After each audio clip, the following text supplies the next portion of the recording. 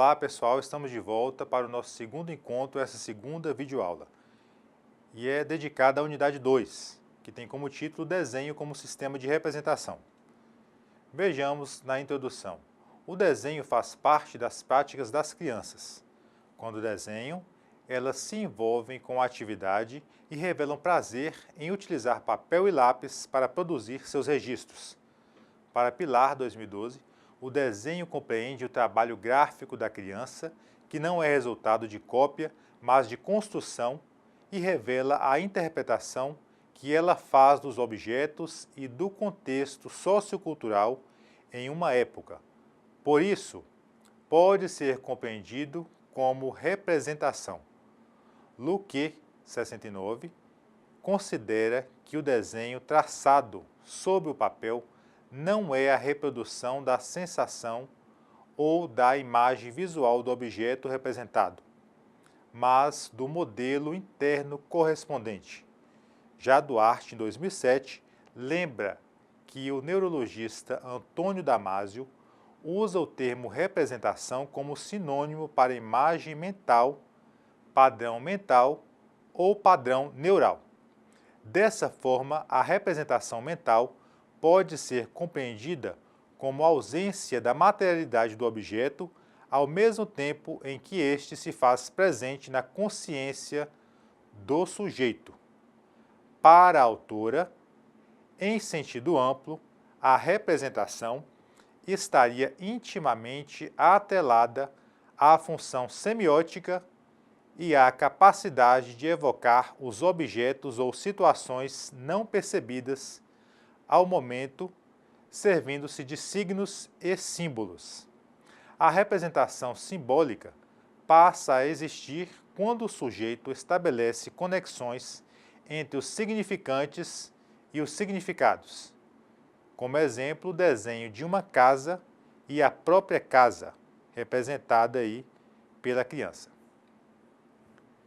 Meredier, 2006, afirma que o interesse pelo desenho da criança data do final do século XIX, a princípio ligado à psicologia experimental. No entanto, rapidamente outras disciplinas, como a sociologia, a pedagogia e a estética, passam a se interessar pelo estudo dos desenhos infantis, no sentido de elucidar os mecanismos de expressão utilizados pelas crianças.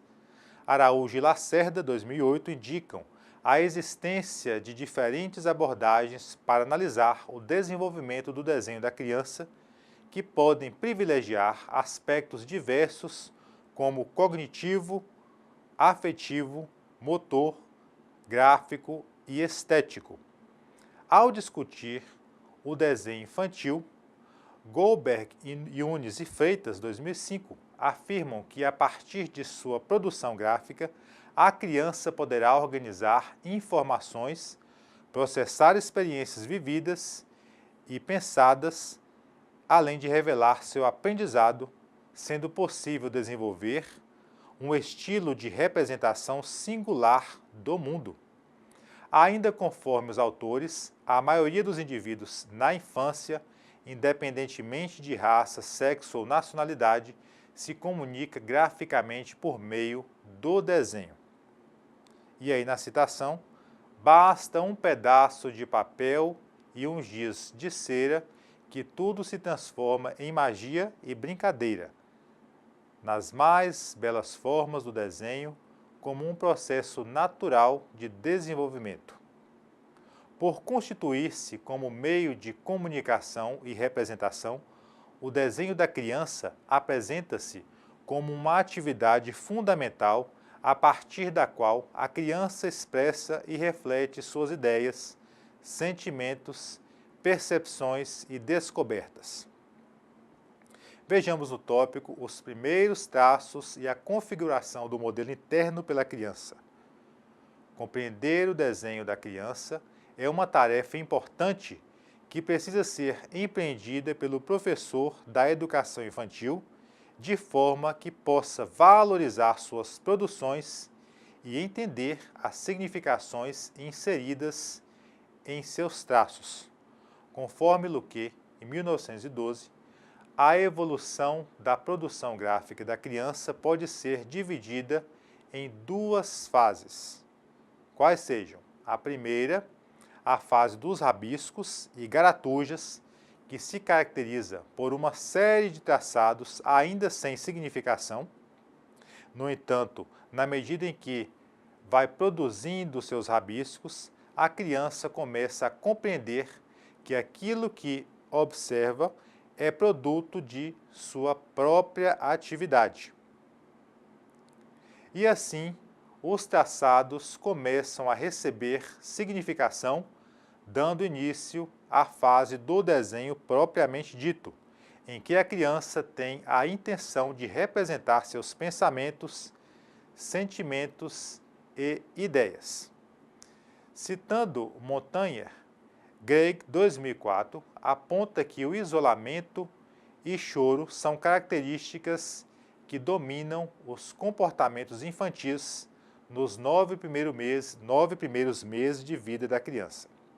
Nessa fase, a linguagem limita-se ao balbucio, a marcha está ausente e os gestos não têm tradução gráfica.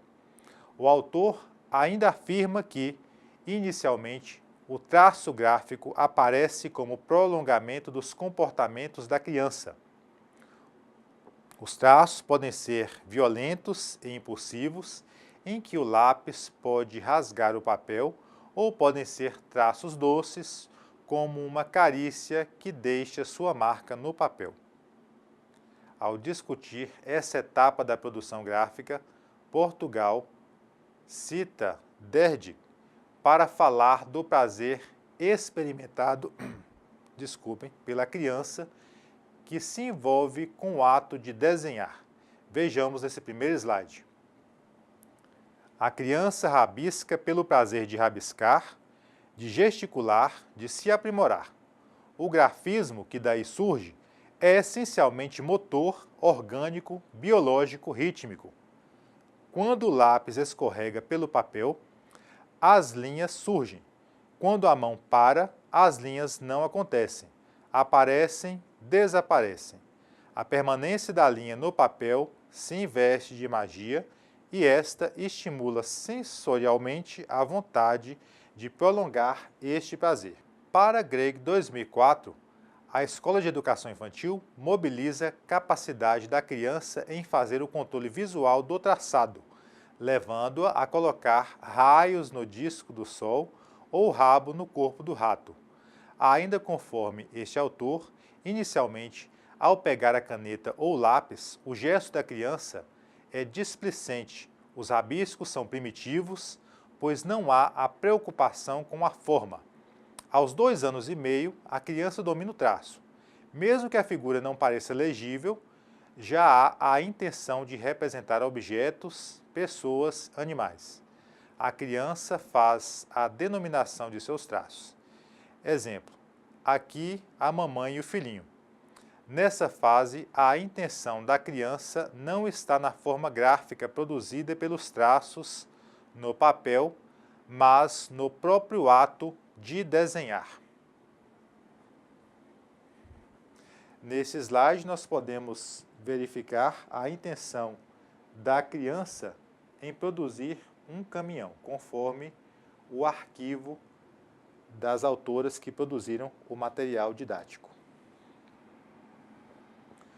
Portugal, sem data, afirma que, aos poucos, os primeiros movimentos rítmicos sobre o papel vão sendo realizados com mais precisão, sendo que essas conquistas não se processam de forma isolada, mas aparecem juntamente com o desejo de representar algo.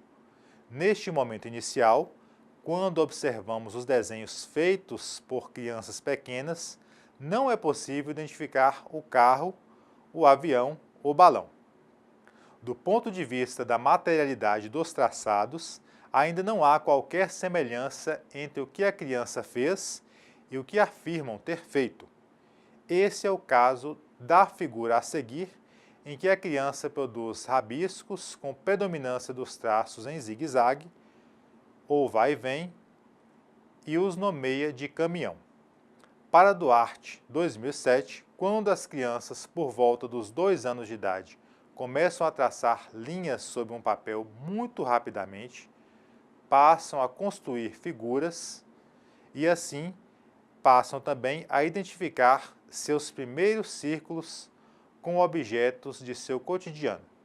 São capazes de nomear um círculo recém-desenhado como um totó, indicando assim uma possível representação do cãozinho da família. Mas elas não costumam manter a relação entre o desenho e o objeto. Nessa faixa etária, as crianças não estabelecem relação permanente entre o objeto e sua representação, a fim de que se estabeleça o caráter representacional do segundo, o desenho, em direção ao primeiro, o objeto desenhado. Assim, se questionadas no dia seguinte, as crianças podem afirmar que o totó é, na verdade, a boneca Lili. Vejamos este terceiro slide. Ainda conforme Duarte 2007, entre os inúmeros investimentos no ato de desenhar, a equivalência entre o desenho e a representação gráfica não se realiza imediatamente, mas apenas por volta dos 3 anos de idade, especialmente com a primeira configuração da figura humana. Gregg, 2004, lembra que a capacidade de traçar o círculo ou a figura fechada é um momento muito significativo para avaliar a inteligência das crianças pequenas. E aqui nós temos desenhos de círculos que foram produzidos por crianças de 3 anos e meio de idade. Ainda conforme Gregg, 2004, ao longo do 3º ano de idade, os comportamentos de relacionamento e apaziguamento ganham importância para as crianças, o que ocorre junto com uma explosão no desenvolvimento da linguagem e da sociabilidade, momento em que a produção gráfica é marcada pelo aparecimento da forma circular. Conforme o autor, neste momento inicial de construção gráfica, são 2 os rabiscos de base que constituem o traço produzido pelas crianças, o movimento circular e o movimento de vai e vem, sendo que o 3º ano de vida marca o apogeu dos 2 tipos de rabiscos de base que evoluem para o traçado do círculo e das primeiras formas compostas, conforme nós veremos neste slide de número 4. A figura 4 mostra uma produção de uma criança com 2 anos e meio de idade, em que é possível perceber os 2 tipos básicos de rabiscos típicos dessa fase, sendo que nos traços há predomínio dos rabiscos em vai e vem. No desenho 5, é também possível perceber os 2 tipos de traços, o movimento circular e o movimento de vai e vem. A diferença básica entre essas produções é que na figura 4, os traços se apresentam sem figuração, não possibilitando a identificação dos objetos desenhados pela criança. Já na figura 5, há uma intencionalidade de se produzir o desenho do pai, sendo que os traços revelam as características dessa figura pretendida pela criança. Embora exija prudência, Gregg, 2004, afirma que a precocidade ou atraso, já na época dos rabiscos, é um reflexo do potencial de êxito ou fracasso da criança. A evolução harmoniosa passa pelos rabiscos de base aos 2 anos, com relativo equilíbrio de círculos e vai-e-vens. Quando as condições são menos favoráveis, a criança manifesta um atraso e continua fixada nos rabiscos de base até os 3 anos, ou mais, não evoluindo os traços. Ao discutir a evolução gráfica das crianças, Duarte, em 2007, afirma que a primeira permanência no modo de desenhar um objeto foi denominada por Luque de modelo interno. Isso significa que a criança produz uma memória sobre como desenhar uma categoria de objetos.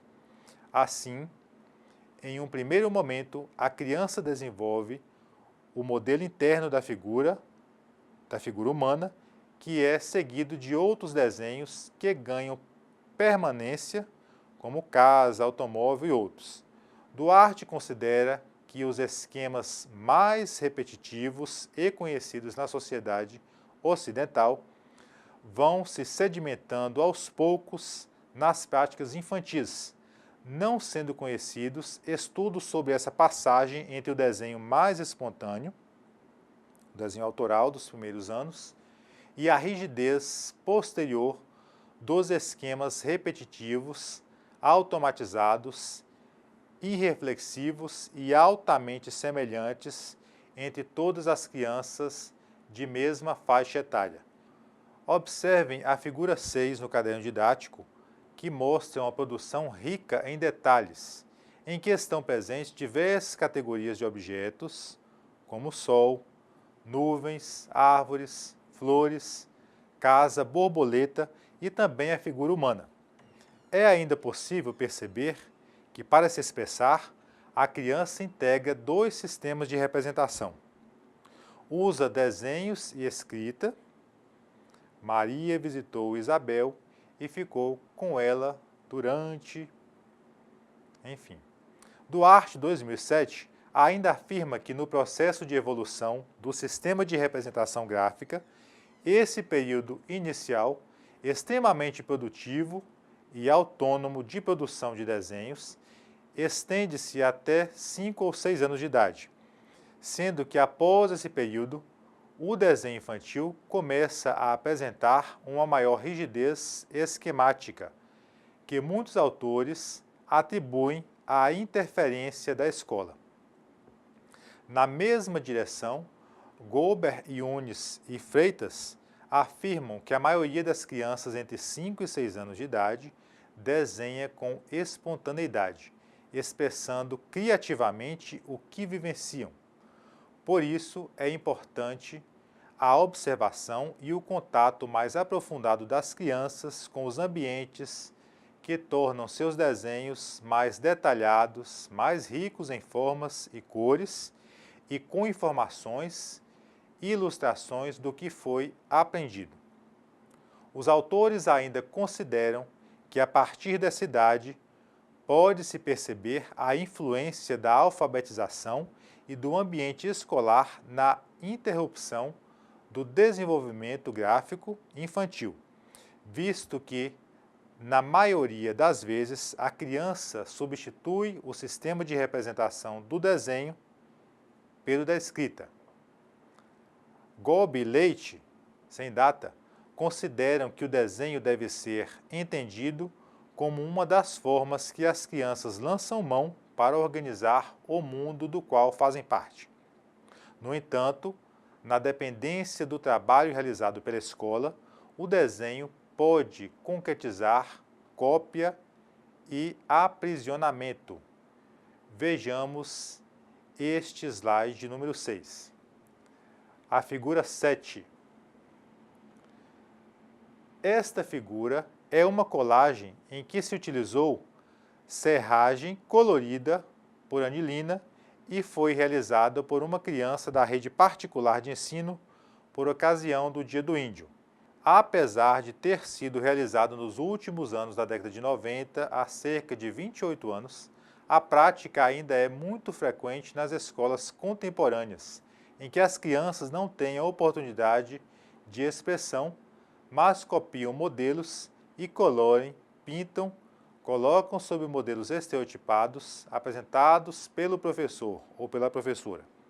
Assim, Golbe e Leite lembram que a cópia é tão enraizada nas práticas escolares que os estereótipos falam mais alto e tornam-se símbolos quase universais. Elefantes, casas, cachorros, sol entre montanhas, flores, chaminés, dentre outros, assim como os personagens dos desenhos animados da TV. Vejamos agora o item 2.3 do caderno didático, a configuração da figura humana pela criança. Ao discutir a evolução da produção gráfica infantil, Artek, 2006, lembra que o desenho da figura humana é bastante utilizado como técnica para análise do desenvolvimento da criança. No entanto, a autora destaca as controvérsias em torno da questão, que é comumente tratada como desenvolvimento cognitivo, como técnica projetiva e como elemento emocional. Mas, controvérsias à parte, essa é uma construção importante para a criança, cujo processo merece destaque para diferentes autores que discutem a questão. Na configuração da figura humana pela criança, Gregg lembra que a capacidade de traçar o círculo ou a figura fechada é um momento muito significativo para avaliar a inteligência das crianças pequenas. Ainda conforme o autor, o estabelecimento satisfatório do círculo ocorre aos 3 anos e representa um marco de referência no desenvolvimento da criança. Vejamos esse slide 7.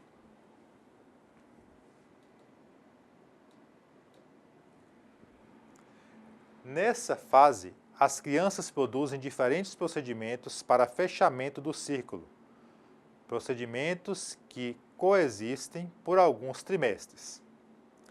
Cerca de 6 meses após seu aparecimento, os rabiscos circulares cedem lugar ao círculo verdadeiro, confirmando a intenção da criança e a progressão de sua aprendizagem. Depois, os círculos são encontrados em composições mais complexas, com figuração de olhos nas primeiras figuras girino. Nesse processo evolutivo, Artek afirma que, por volta dos 3 anos, a criança produz a figura humana no formato girino, que se caracteriza por um círculo e 2 traços que representam as pernas. Duarte reafirma a ideia, indicando que, uma vez realizado o círculo para representar a cabeça, essa forma é acrescida de filamentos de linha que indicam o corpo girino. A figura humana poderá ter sua identidade alterada para representar o papai, a vovó, a tia, mas a relação entre o esquema gráfico e o objeto, figura humana, já está construída.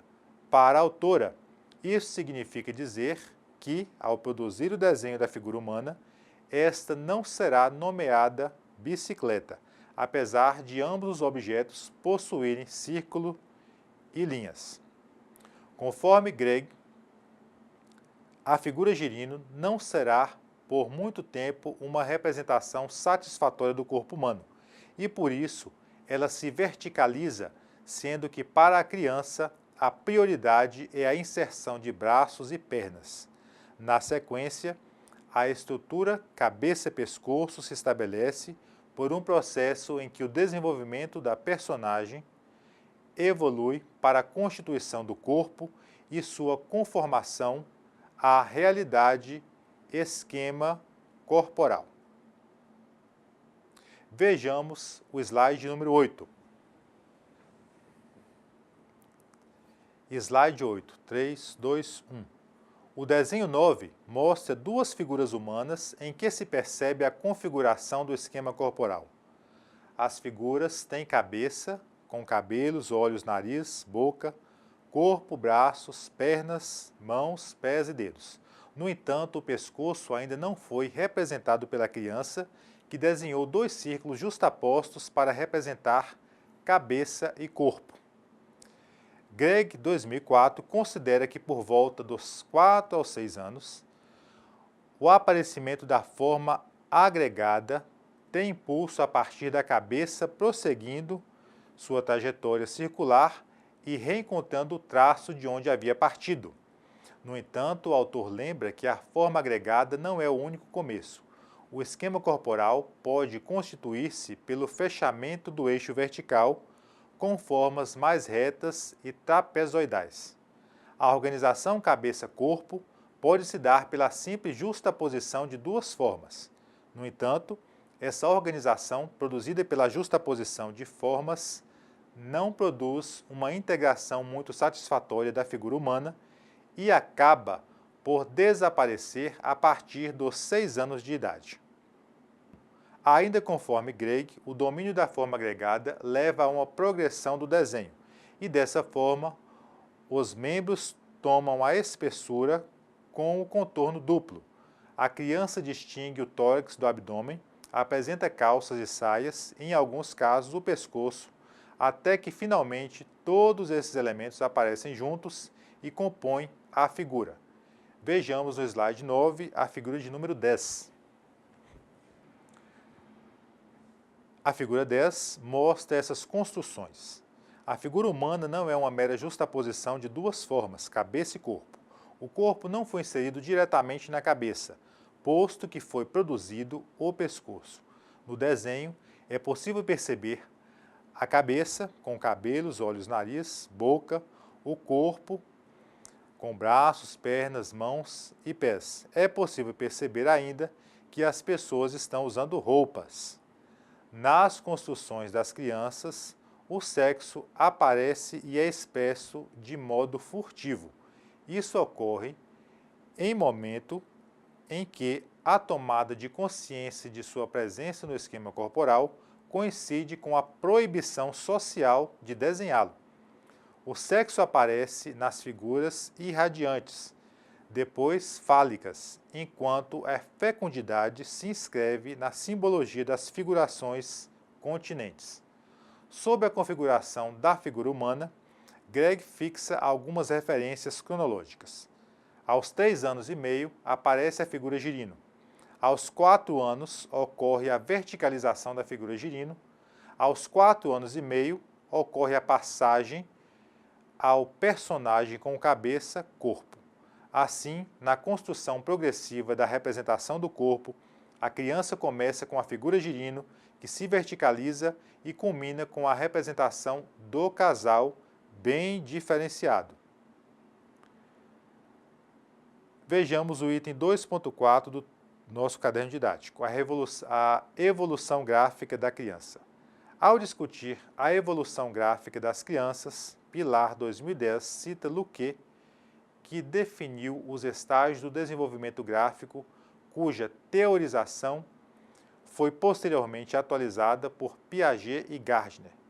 Luque usou o termo modelo interno para distinguir o objeto da representação mental que a criança possui e expressa no desenho.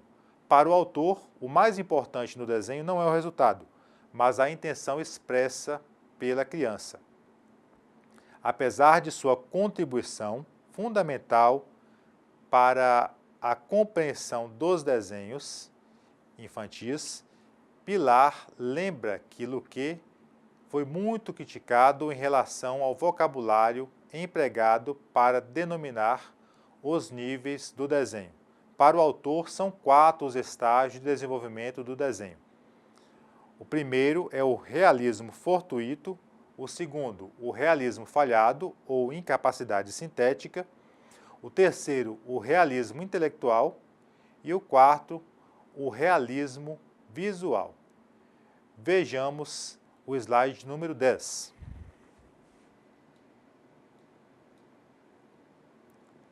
No realismo fortuito, a criança procura representar o objeto como uma totalidade. É uma etapa em que faz uma garatuja e lhe atribui um significado na medida em que vai produzindo os traços. Para Luque, o realismo fortuito se subdivide em 2 estágios ainda, sendo o desenho involuntário e o desenho voluntário. No desenho involuntário, a criança desenha não para fazer uma imagem, apenas faz linhas, não tendo a intenção de que as linhas representem objetos.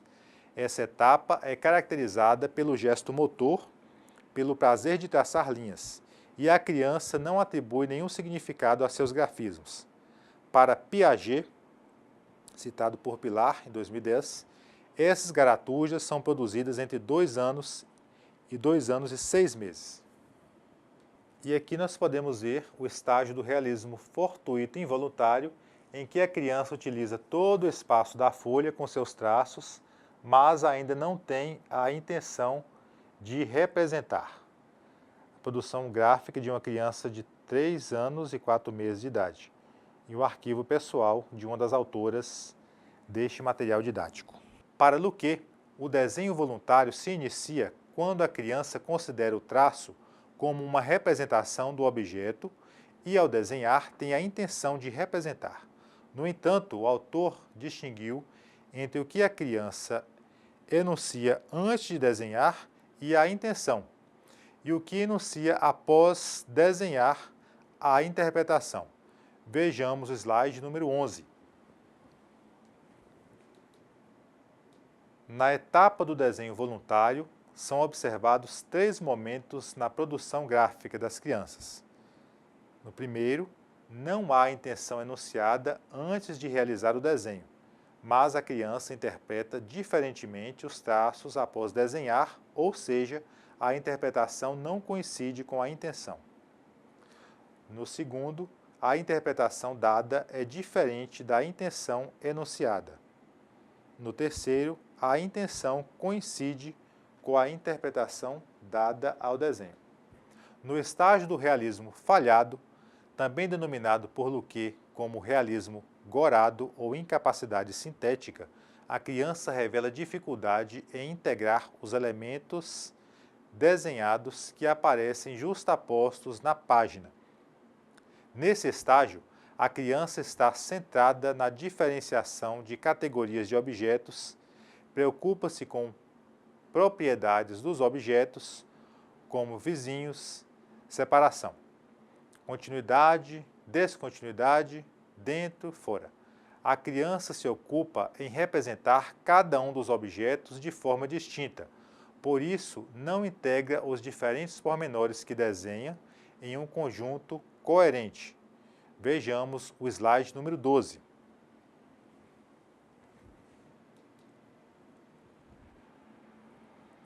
O desenho 12 representa o estágio do realismo falhado, em que a criança, com seus traços, procura representar o carro de forma distinta, sendo desenhado o chassi, o capô, as rodas. O desenho ainda não é uma representação real do objeto, mas são registrados alguns pormenores presentes nesse objeto.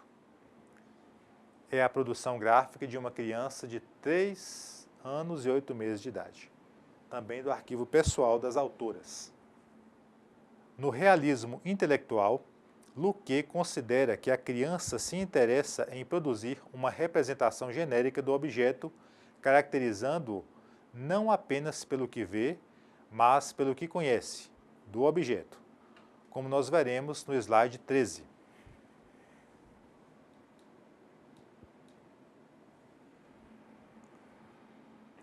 Nesse estágio, a criança pretende deliberadamente e conscientemente reproduzir do objeto não só o que pode ver, mas tudo o que existe e o que conhece a seu respeito.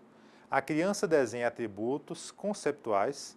Ao desenhar, por exemplo, um rosto de perfil, o faz com 2 olhos como se fosse transparente.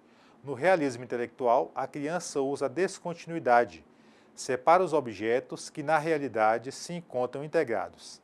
Nessa fase, a criança usa a transparência e representa as partes não visíveis do objeto.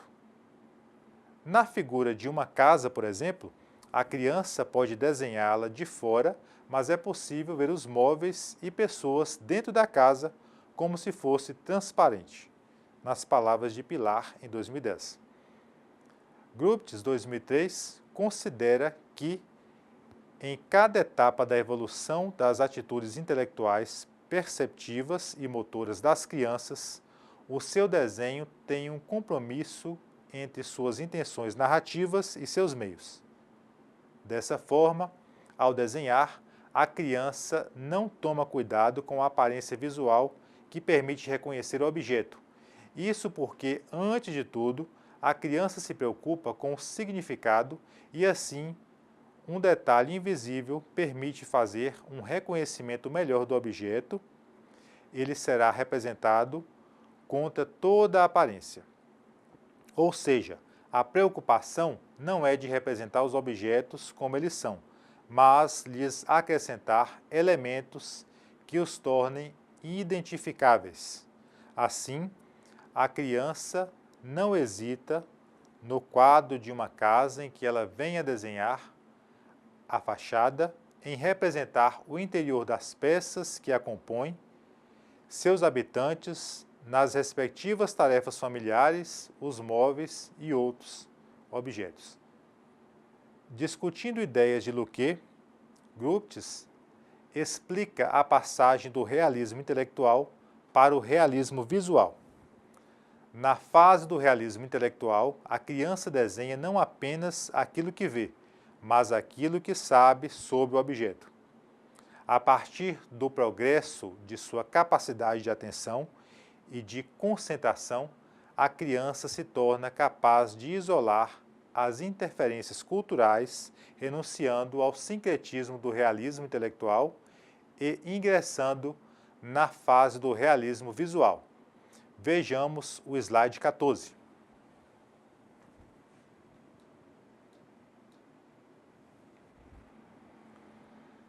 No desenho 14 é possível perceber a transparência. As pessoas estão vestidas de camisas, blusas, calças e shorts, sendo possível ver o umbigo, os braços e pernas por baixo das roupas, como se essas fossem transparentes. Desenho aí de uma criança de 5 anos e 3 meses de idade. Citando Luque, Pilar afirma que no realismo intelectual, a criança também usa o rebatimento, ou seja, mostra os dois lados do objeto, representa elementos de um plano sobre o outro, geralmente do plano vertical sobre o plano horizontal. Ao desenhar uma cama vista de cima, a criança também desenha os 4 pés, que na verdade não são vistos nessa perspectiva. No realismo intelectual, a criança usa a planificação, ou seja, coloca faces distintas em um mesmo alinhamento. Ao desenhar uma figura de um quarteirão, por exemplo, as ruas aparecem sob o ponto de vista de cima, mas as casas são desenhadas sob o ponto de vista frontal. Vejamos agora um pouco sobre o realismo visual, que aparece entre os 8 e 9 anos, sendo o momento em que a criança apresenta o que é visível na perspectiva particular. Elementos do plano de fundo são desenhados em tamanho menor. Para Luque, no realismo visual, o vínculo entre o objeto e sua representação está embasado tanto nos aspectos visuais do objeto como nas convenções artísticas. Esse estágio caracteriza-se pelo desenvolvimento de relações projetivas e euclidianas. Nas relações projetivas, a criança projeta objetos no espaço, dando a ideia de primeiro e segundo planos de profundidade. As relações euclidianas se relacionam com a capacidade de coordenar objetos, estabelecendo suas posições, distâncias e proporções. Nessa fase, a evolução do desenho é conjugada com a estruturação do espaço pela criança, conforme Pilar em 2010. Vejamos o slide número 15.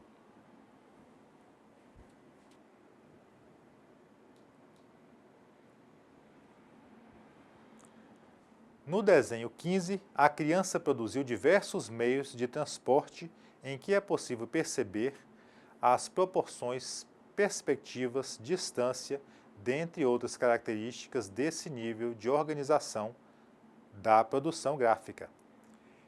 É o desenho de uma criança de 7 anos de idade. Em síntese, até 2 anos, a criança praticamente não usa símbolos em seus desenhos.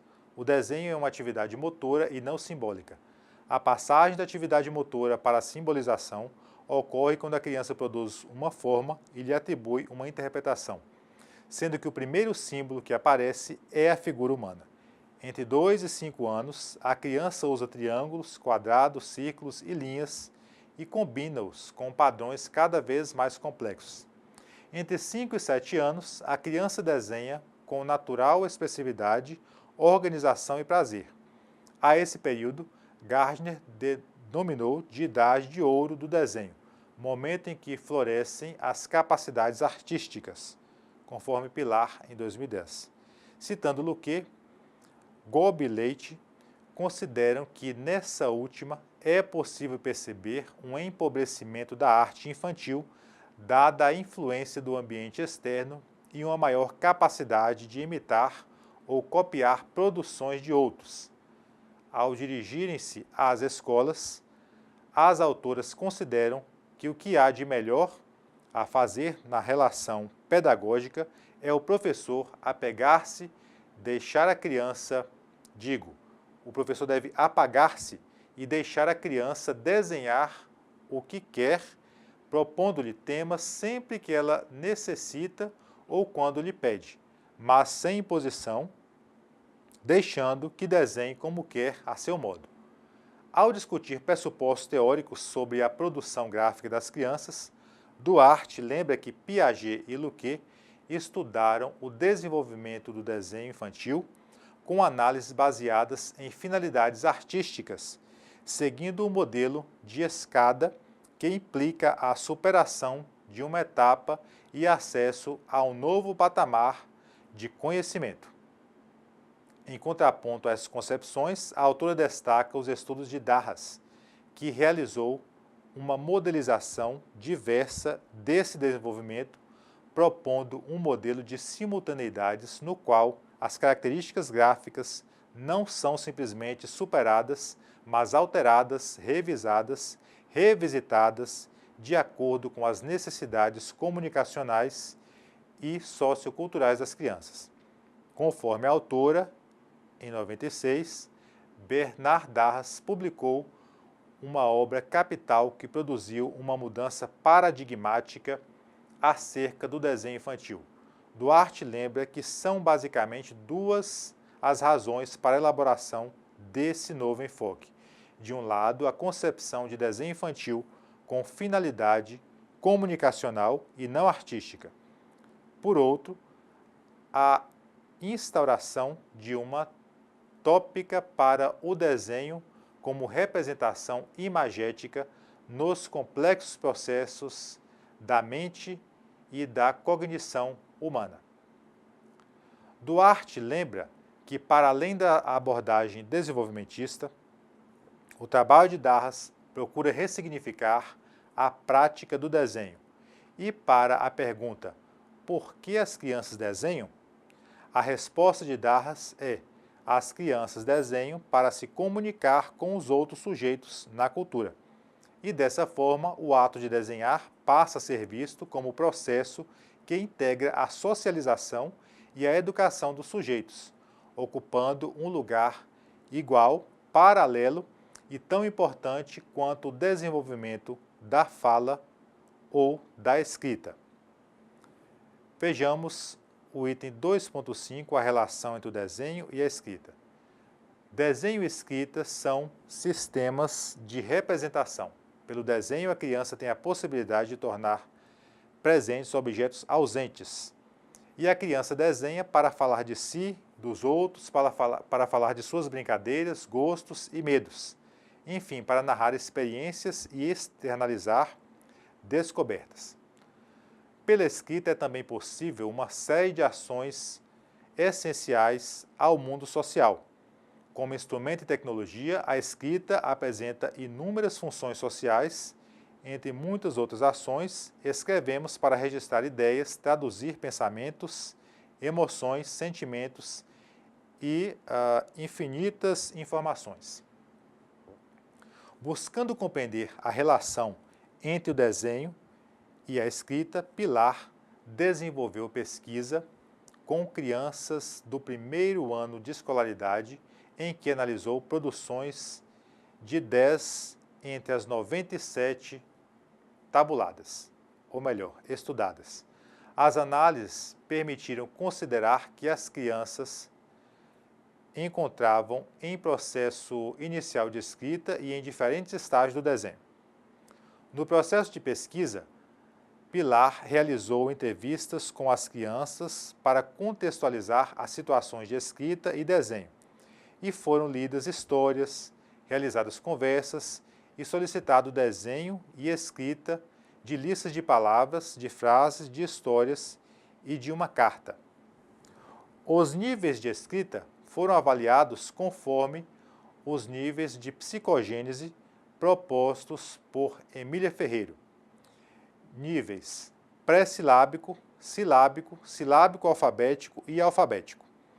Os desenhos foram analisados a partir de 4 níveis de desenvolvimento do grafismo, propostos por Luque: realismo fortuito, realismo falhado ou incapacidade sintética, realismo intelectual e realismo visual. Foram aplicados testes de leitura e escrita em 3 temporalidades distintas no início do primeiro bimestre, ao final do segundo para o terceiro bimestre e ao final do ano escolar. A análise qualitativa da escrita das crianças, estudadas por Pilar, mostra que existe uma relação entre a construção dos sistemas de escrita e do desenho. Os resultados, tanto da análise quantitativa como da qualitativa, indicam que os progressos na escrita estão relacionados aos processos e progressos do desenho, apesar de serem sistemas diferentes.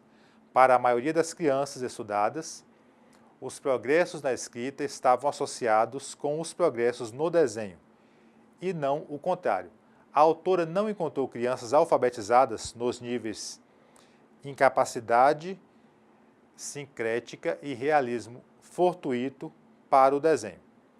As crianças alfabetizadas se encontraram nos níveis mais avançados do desenho, ou seja, nos níveis de realismo intelectual e realismo visual. Em outras palavras, para a criança construir o sistema de escrita, é necessário que tenha estruturado o sistema de desenho, pelo menos no nível do realismo intelectual. Assim, o estudo mostrou a procedência do desenho sobre a escrita. Pessoal, como vocês já sabem, tendo finalizado essa segunda videoaula, vamos a uma atividade de aprendizagem para buscar fixar um pouco mais os conteúdos estudados até aqui. Então, pessoal, nós vimos nesta unidade, nessa videoaula, a importância do desenho, o desenvolvimento da criança a partir dos primeiros rabiscos da gratuja até os níveis propostos por Luque. E a atividade é a seguinte: consiste em vocês, individualmente ou em grupo, discutirem qual a importância do desenho, considerando-se as diversas fases por que passam as crianças para o seu processo de desenvolvimento. Vamos lá? Pessoal, já vimos com Goldberg, Yunis e Freitas, além de Luque e outros autores citados nessa videoaula, que a partir de sua produção gráfica, a criança poderá organizar informações, processar experiências vividas e pensadas, demonstrando sua aprendizagem com um estilo próprio de representação do mundo. Para constituir-se como meio de comunicação e representação, o desenho da criança apresenta-se como uma atividade fundamental a partir do qual a criança expressa e reflete suas ideias, sentimentos, percepções e descobertas. Nesse sentido, nós, como professores, devemos trabalhar de forma a dar liberdade, uma certa liberdade orientada à criança para produzir os seus desenhos, sendo que nós devemos também lançar sobre essas produções a interpretação, identificando os diversos níveis e pensando de que maneira que aqueles desenhos, aquelas produções reais das crianças, que expressam as vivências, o contexto do mundo real, podem colaborar efetivamente para o seu desenvolvimento intelectual. É isso. Agradeço a atenção de todos e até a nossa terceira videoaula. Um abraço.